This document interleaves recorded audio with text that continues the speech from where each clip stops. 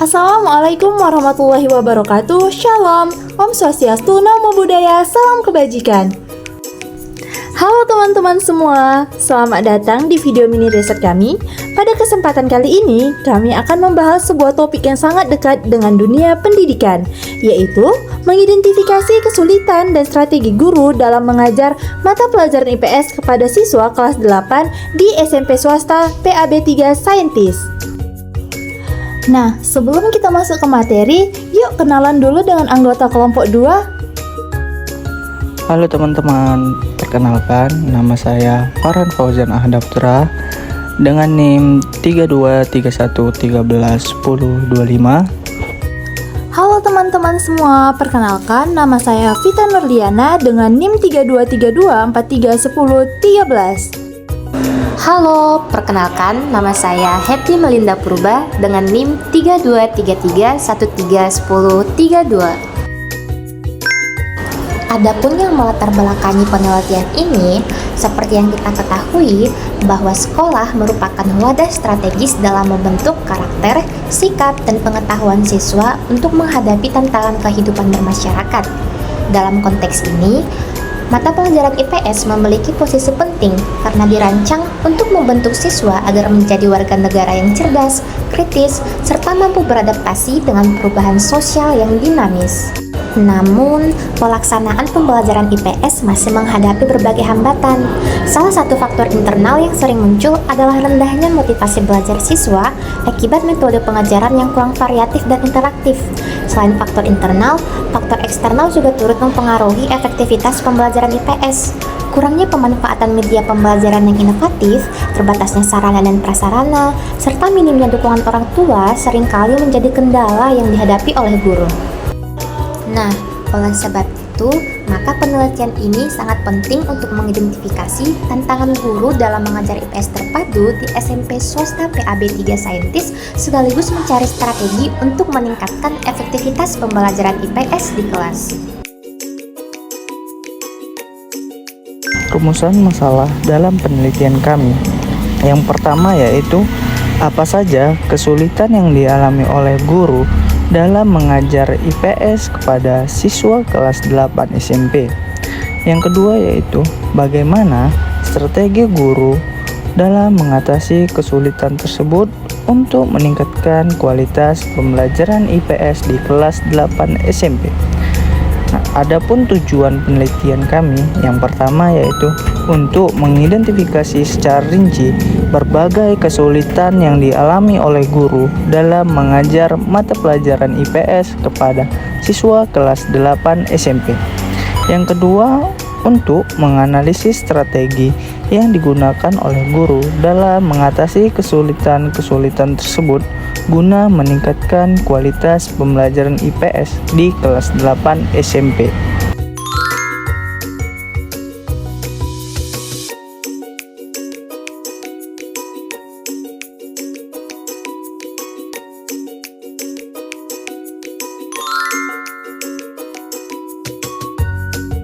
Metode penelitian.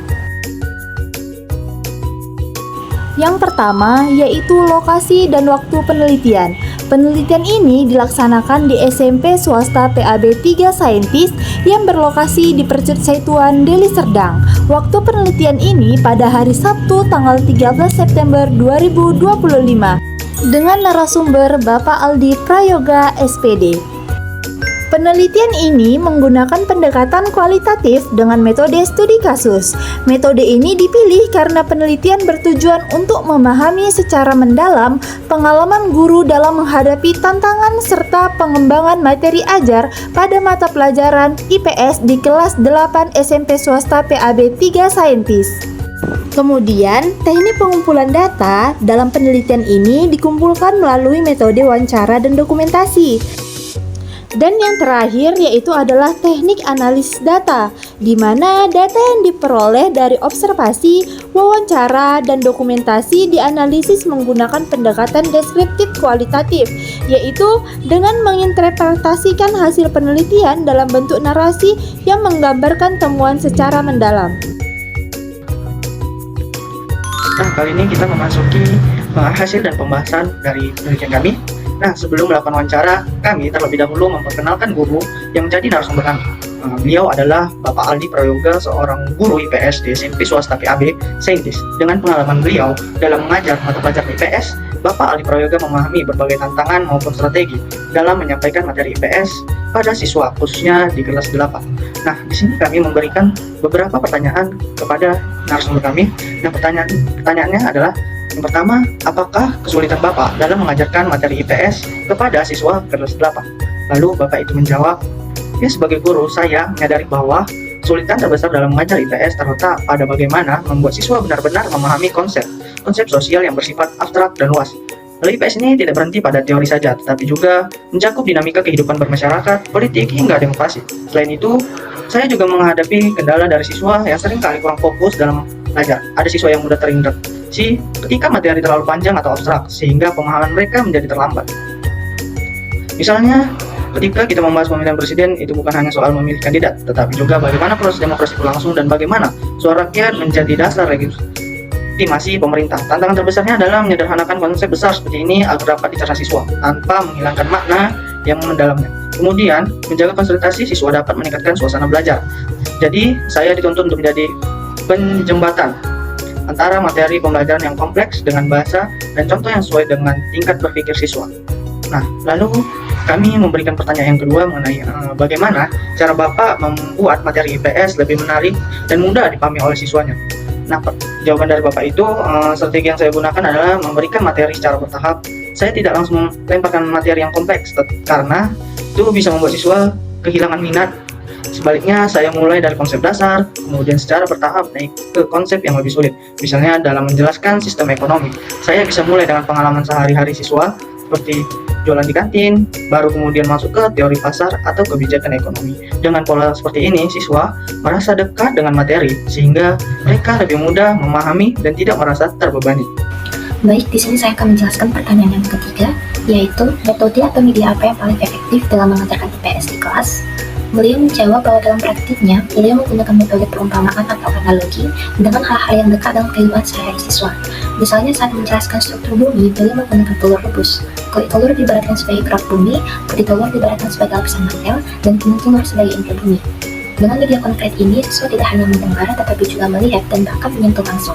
Kemudian, beliau meminta siswa untuk ikut kegiatan ekstrakurikuler di sekolah supaya terjadi interaksi sosial antara sesama teman. Hal ini nantinya akan membuat pembelajaran lebih bermakna karena mengaktifkan berbagai indera siswa, bukan hanya indera pendengaran. Lalu pertanyaan yang keempat, bagaimana Bapak mengatasi perbedaan minat dan kemampuan siswa dalam memahami pelajaran IPS? Beliau menyadari bahwa setiap siswa itu memiliki gaya belajar yang berbeda. Ada yang cepat bosan dengan ceramah, ada juga yang lebih suka dengan praktik atau aktivitas langsung. Oleh sebab itu, beliau berusaha mengkombinasikan metode pembelajaran, misalnya dengan menyelipkan praktik sederhana seperti eksperimen kecil atau simulasi. Kemudian, beliau membangun bonding dengan masing-masing siswa. Beliau mengenali karakter setiap siswa. Dengan cara ini, siswa yang tadinya pasif bisa menjadi lebih aktif dan kelas menjadi lebih hidup. Tujuannya adalah untuk menciptakan suasana belajar yang inklusif, sehingga semua siswa, baik yang visual, auditory, maupun linguistik, bisa merasa terlibat dalam pembelajaran. Baik, di sini saya akan menjelaskan pertanyaan kami yang kelima, yaitu menurut Bapak bagaimana peran IPS dalam membentuk karakter dan wawasan siswa? Nah, menurut beliau, IPS bukan hanya sekadar mata pelajaran, tetapi memiliki misi penting dalam pembentukan karakter siswa. Melalui IPS, siswa belajar memahami masyarakat, budaya, hingga peran dan tanggung jawab mereka sebagai warga negara. Nilai-nilai seperti toleransi, gotong royong, rasa keadilan, dan wawasan kebangsaan ditanamkan melalui berbagai topik dalam pembelajaran IPS. Walaupun ada siswa yang kurang menyukai IPS, beliau yakin bahwasanya mata pelajaran ini membekali mereka dengan kecakapan sosial yang sangat relevan dalam kehidupan nyata. Nah, untuk menambahkan wawasan siswa dalam pembelajaran IPS ini, beliau menyatakan dukungan fasilitas sekolah seperti Infokus, Atlas, dan kita juga memperkaya pengalaman belajar sehingga siswa dapat melihat langsung keragaman wilayah dan kekayaan alam Indonesia. Nah, pertanyaan kami yang terakhir yaitu, menurut Bapak, bagaimana cara yang paling efektif untuk menilai pemahaman siswa dalam mata pelajaran IPS? Nah, menurut beliau, Cara yang paling efektif untuk menilai pemahaman siswa dalam mata pelajaran IPS bukan hanya dengan tes tertulis, tetapi dengan mengkombinasikan berbagai bentuk penilaian. Tes tertulis memang penting untuk mengukur kemampuan kognitif, seperti pemahaman konsep atau fakta dasar. Namun, IPS bukan sekadar menghafal teori, melainkan juga menekankan pada keterampilan berpikir kritis, kemampuan menganalisis permasalahan sosial, serta sikap yang ditunjukkan dalam kehidupan sehari-hari. Oleh karena itu, beliau biasanya menambahkan penilaian melalui diskusi kelas, presentasi kelompok, studi kasus, hingga proyek kecil yang berkaitan dengan kehidupan sosial dan kehidupan nyata siswa. Berdasarkan hasil wawancara tadi, di sini saya akan jelaskan lebih lanjut lagi mengenai kesulitan guru dalam mengajar mata pelajaran IPS. Guru IPS kelas 8 menghadapi tantangan utama dalam menyederhanakan konsep sosial yang abstrak dan kompleks agar mudah dipahami siswa. Contohnya, materi demokrasi tidak cukup dijelaskan sebagai proses pemilihan presiden, tetapi juga harus dikaitkan dengan bagaimana legitimasi pemerintah terbentuk dari suara rakyat. Penyampaian materi secara teoritis terbukti kurang efektif, sehingga diperlukan pendekatan yang lebih kontekstual. Temuan ini sejalan dengan Fitriani pada tahun 2023 yang menyatakan bahwa kesulitan terbesar guru IPS adalah menyederhanakan konsep rumit serta mengatasi kebosanan dan rendahnya motivasi siswa. Kesulitan lainnya adalah rendahnya minat siswa terhadap mata pelajaran IPS. Sebagian besar siswa menganggap IPS terlalu teoritis, membosankan, dan tidak berkaitan langsung dengan kehidupan mereka. Metode pembelajaran yang monoton berbasis ceramah membuat siswa cepat kehilangan motivasi. Beberapa siswa cepat memahami materi, sementara yang lain kesulitan menghubungkan teori dan juga praktik. Hasil penelitian Hasmi menunjukkan bahwa siswa menilai pembelajaran IPS terasa membosankan karena guru cenderung kurang kreatif dalam menggunakan variasi metode dalam pembelajaran. Kita memasuki pembahasan mengenai strategi guru dalam mengatasi kesulitan mengajar mata pelajaran IPS. Yang pertama yaitu menyederhanakan materi agar mudah dipahami dan menarik minat siswa. Nah, guru mengatasi konsep abstrak dan kebosanan siswa dengan menyederhanakan materi secara bertahap, dimulai dari hal konkret yang dekat dengan kehidupan mereka. Misalnya, saat membahas sistem ekonomi, guru dapat menggunakan contoh jual beli di kantin sekolah agar siswa lebih mudah memahami. Nah, strategi ini sejalan dengan teori konstruktivisme Piaget yang menekankan belajar dari pengalaman nyata. Selain itu, guru menggunakan storytelling untuk mengaitkan materi sejarah atau isu sosial dengan konteks kekinian seperti pengaruh media sosial terhadap demokrasi. Adapun penelitian Alfigo pada tahun 2005 dan Widodo et al. Pada tahun 2021 menunjukkan bahwa penggunaan cerita dan konteks lokal mampu meningkatkan minat serta keaktifan siswa. Hasilnya, siswa lebih antusias dan mampu memahami konsep kompleks dengan baik. Menggunakan metode dan media pembelajaran yang beragam. Nah, guru menghindari metode ceramah yang monoton dengan menggunakan berbagai media dan aktivitas pembelajaran yang lebih menarik. Nah, mereka memanfaatkan analogi konkret seperti telur rebus untuk menjelaskan lapisan bumi serta diskusi kelompok mengenai isu sosial di sekitar siswa untuk membangun pemahaman bersama. Nah, praktik lapangan juga diterapkan, misalnya melalui kegiatan drum band yang tidak hanya melatih musik tetapi juga menanamkan nilai interaksi sosial, kerjasama, dan penyelesaian konflik. Selain itu, guru menggunakan teknologi seperti dokumenter dan peta interaktif untuk memperjelas konsep abstrak. Berdasarkan data peneliti media pembelajaran pada tahun 2005, penggunaan media digital terbukti mampu meningkatkan minat belajar siswa 40% dan memungkinkan siswa belajar mandiri melalui materi yang dapat diakses secara berulang.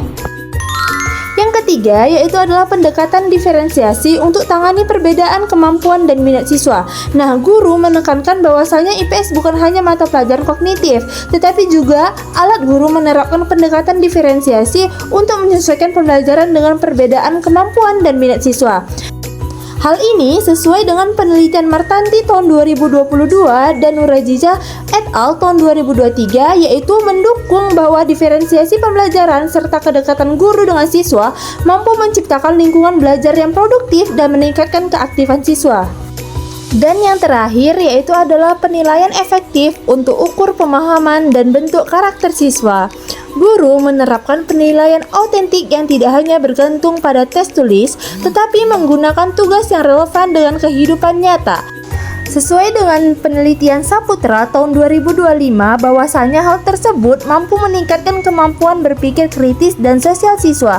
Selain itu, guru juga menilai sikap melalui observasi selama diskusi, seperti bagaimana siswa menghargai pendapat teman. Berdasarkan hasil penelitian mengenai mengidentifikasi kesulitan dan strategi guru dalam mengajar mata pelajaran IPS terpadu kepada siswa kelas 8 di SMP swasta PAB 3 Saintis, dapat disimpulkan bahwa proses pembelajaran IPS masih menghadapi berbagai kendala. Kendala yang pertama yaitu Materi IPS yang bersifat luas dan abstrak seringkali menyulitkan peserta didik untuk memahami konsep secara mendalam, terlebih apabila penyajiannya hanya dilakukan melalui metode ceramah. Yang kedua, adanya rendahnya motivasi belajar juga menjadi hambatan lain, terutama ketika pembelajaran tidak diimbangi dengan variasi strategi dan media yang menarik. Kesulitan terakhir yang dialami oleh guru yaitu adalah perbedaan kemampuan akademik antar peserta didik serta keterbatasan sarana pembelajaran turut memperkuat kesulitan dalam pelaksanaan pembelajaran IPS. Nah, teman-teman, untuk mengatasi berbagai hambatan tersebut, guru menerapkan sejumlah strategi seperti menyederhanakan materi melalui pendekatan kontekstual, mengaitkannya dengan kehidupan sehari-hari, serta menggunakan media visual dan metode diskusi agar pembelajaran lebih interaktif. Demikian penjelasan mini riset dari kelompok kami. Kami kelompok 2 mengucapkan terima kasih.